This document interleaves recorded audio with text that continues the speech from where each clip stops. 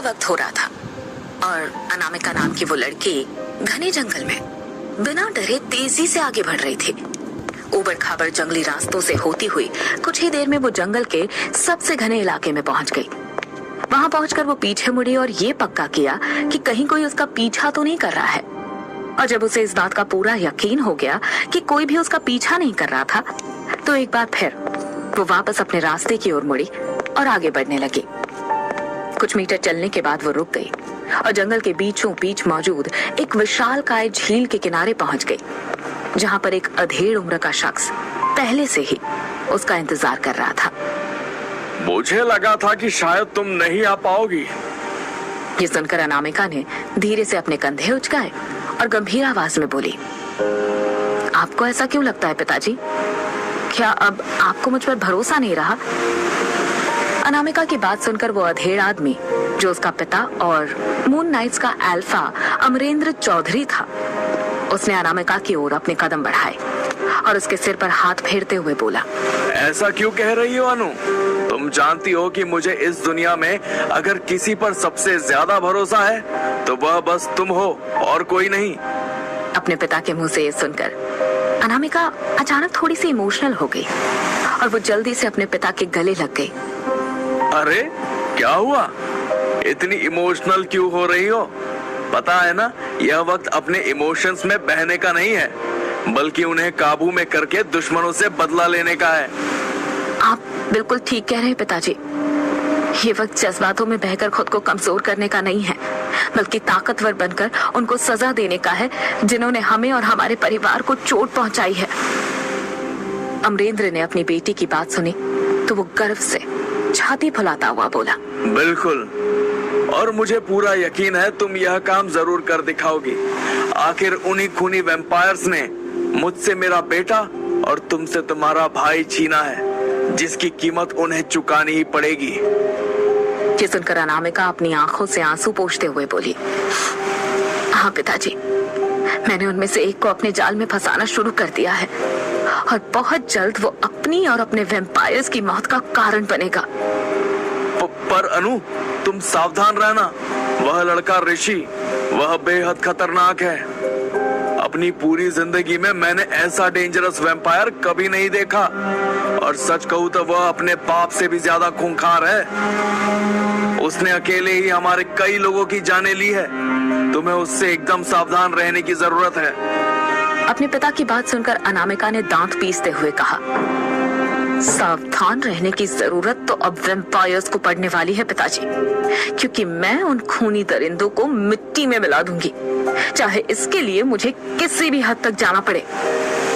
अनामिका की बात सुनकर उसके पिता अमरेंद्र ने कुछ कहने के लिए मुंह खोला, पर फिर न जाने क्या सोचकर चुप हो गया और अनामिका ने दोबारा उससे कहा, ठीक है पिताजी, मैं अब चलती हूँ।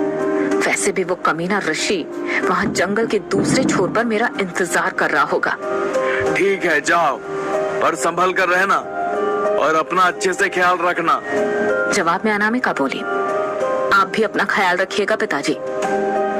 इतना कहकर वो फौरन पीछे मुड़ी और वेयरवुल्फ में बदलकर वहाँ से निकल गई, जबकि उसका पिता अमरेंद्र उसे काफी देर तक जाता हुआ देखता रहा।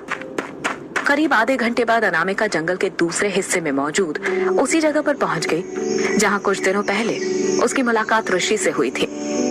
वहां पहुंचकर उसने ऋषि की तलाश में अपनी नजरें इधर उधर दौड़ाई, मगर अचानक हवा के किसी झोंके की तरह ऋषि उसके सामने प्रकट हो गया।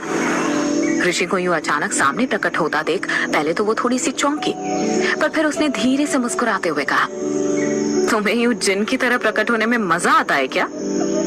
जवाब में ऋषि ने भी मुस्कुराते हुए कहा, पता नहीं, पर तुम्हें चौंकता हुआ देखकर मजा जरूर आता है। अच्छा जी, बड़े आए चौंकाने वाले।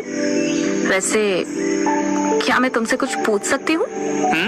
बिल्कुल, पूछो, क्या पूछना है? तुम एक वैम्पायर हो और मैं एक वेयरवुल्फ, ये जानते हुए भी तुम मुझसे प्यार करते हो। अगर तुम्हारे पिता को ये बात पता चल गई तो? अनामिका के मुंह से सवाल सुनकर पहले तो ऋषि बुरी तरह चौंका, पर फिर कुछ सोचते हुए उसने जवाब दिया, अगर पता चल भी जाए तो क्या फर्क पड़ता है? मुझे यकीन है इससे उन्हें कोई परेशानी नहीं होगी। क्या? सच में? जबकि मैंने सुना है कि तुम्हारे पिता वेयरवुल्फ से नफरत करते हैं। हाँ, दरअसल सदियों पहले किसी वेयरवुल्फ ने ही उनके माता पिता और उनके भाइयों की जान ली थी। इसी वजह से वो वेयरवुल्फ को पसंद नहीं करते। पर मुझे इस बात पे पूरा यकीन है कि वह तुम्हें एक्सेप्ट कर लेंगे। आखिर में है तो वह मेरे पिता ही ना। ऋषि की बात सुनकर उसने धीरे से हाँ में सिर हिलाया और फिर उसकी ओर कदम बढ़ाया और उसकी कमर को पकड़कर अपनी ओर खींचते हुए ऋषि ने उसके होंठों पर अपने होंठ रख दिए। अचानक ही हुई ऋषि की इस हरकत से अनामिका की आंखें मारे हैरानी के बुरी तरह फैल गई, पर फिर ऋषि को रोकने की बजाय वो भी उसका साथ देने लगी। इसके बाद वे दोनों एक दूसरे को बुरी तरह किस करते हुए एक पुराने पेड़ के पीछे पहुंच गए और दोनों एक दूसरे में समा गए। एक दूर पेड़ के पीछे छिपकर खड़ा ये सब कुछ देख रहा दिलावर ऋषि और अनामिका को पेड़ के पीछे जाता देख वहां से मुड़ा और सीधा नाइट वॉकर्स के हेडक्वार्टर में पहुंच गया। हेडक्वार्टर के मुख्य मीटिंग रूम में बैठा सिकंदर शायद उसी का इंतजार कर रहा था। बहरहाल मीटिंग रूम में पहुंचते ही दिलावर ने झुककर सिकंदर को सलाम किया और सिकंदर उसकी ओर देखते हुए बोला, क्या हुआ? तुम्हारे चेहरे पर 12 क्यों बजे हुए हैं? जवाब में दिलावर कांपती आवाज में बोला, खबर ही ऐसी है मास्टर। कहना क्या चाहते हो? साफ साफ बताओ। सिकंदर का आदेश मिलते ही उसने वो सब कुछ बता दिया जो थोड़ी देर पहले वहां जंगल में देखा था। ऋषि एक वेयरवुल्फ लड़की से प्यार करता था, ये सुनकर उसे जबरदस्त झटका लगा, पर उसकी हैरानी में इजाफा तब हुआ जब